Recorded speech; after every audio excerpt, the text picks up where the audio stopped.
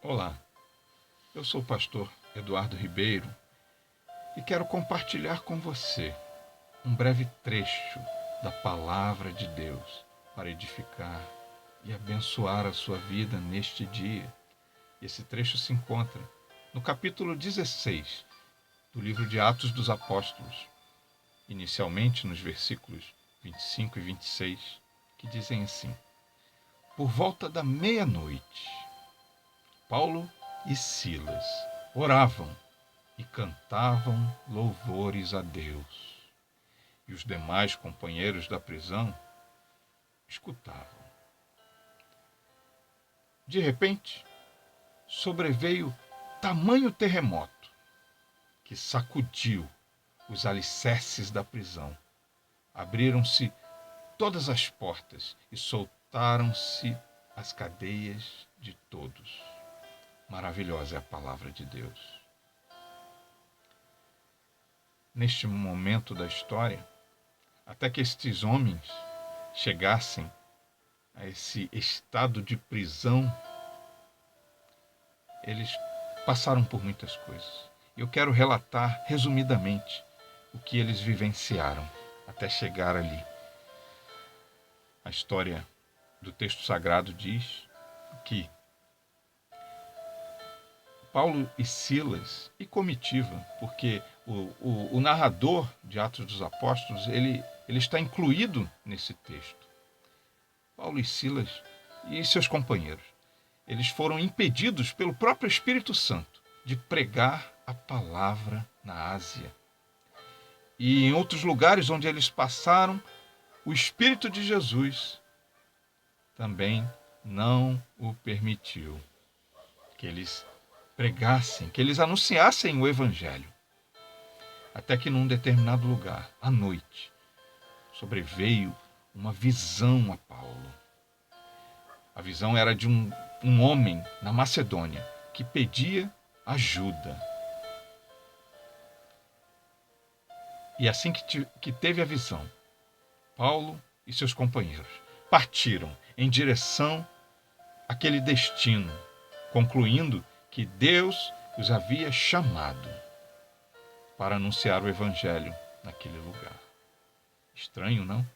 O próprio Espírito Santo impedir que se pregue a palavra, mas é porque havia uma vida, havia uma família necessitando com urgência da intervenção de Deus, através da vida de Paulo, Silas e seus companheiros.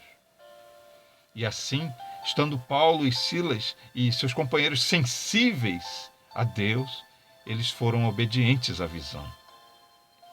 Muitas vezes é assim que ocorre. Nós somos impedidos, algumas coisas não fluem, mas não significa que as coisas estão dando errado.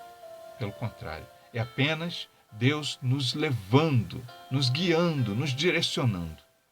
E assim foram.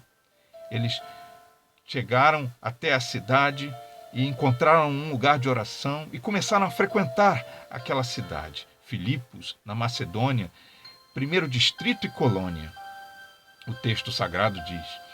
E naquela rotina de frequentar o lugar de oração, todos os dias, uma jovem, possuída por um espírito adivinhador, anunciava lá, em voz alta, publicamente, estes homens,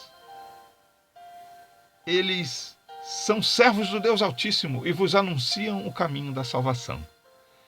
E Paulo, já indignado por essa rotina, ele expele aquele espírito adivinhador daquela jovem. Mas os senhores daquela jovem tinham lucro com aquele espírito adivinhador. E, perdendo sua esperança de lucro, eles acionaram o Império Romano, os pretores, que pegaram a Paulo e Silas e os castigaram com açoites em plena praça pública, rasgando suas vestes e depois lançando-os no cárcere. E ali estavam eles, sofrendo, doloridos, certamente com a pele rasgada dos açoites, mas oravam e cantavam louvores, porque assim Jesus havia ensinado e já era praxe entre os discípulos fazerem desta forma. Bem-aventurado, Jesus ensinou, sois vós, quando fordes injuriados por causa do meu nome, perseguidos, injuriados por causa do meu nome. E quando eles se consideravam dignos de sofrer pelo nome de Jesus, eles se alegravam. E por isso estavam ali, orando e cantando louvores a Deus na prisão, numa circunstância completamente contrária ao que eles haviam planejado, penso eu. E às vezes isso ocorre conosco. As circunstâncias são contrárias ao que nós planejamos. Mas o texto sagrado em Provérbios, capítulo 16, versículo 19, diz que o homem traça o seu caminho, mas o Senhor lhe dirige os passos. E estava sendo assim com estes homens. Quando a prisão, com a presença de Deus, que era maciça, era palpável a presença de Deus naquele lugar, e a prisão se abalou. Todos estavam soltos, as portas abertas. O carcereiro despertou do sono e ia tirar a sua própria vida. Mas Paulo bradou, diz o texto sagrado: não faças isso, não te faças nenhum mal. E prosseguiu, até que o resultado final é que aquele homem e a família daquele homem foram salvos. Todos eles creram em Jesus, pois ele perguntou a Paulo o que deveria fazer para que fosse salvo. E Paulo diz a célebre frase: crê no Senhor Jesus e serás salvo tu e a tua casa. E eu digo o mesmo para você. Se você ainda não deu esse passo, creia no Senhor Jesus. Creia nessa palavra e Deus te abençoe.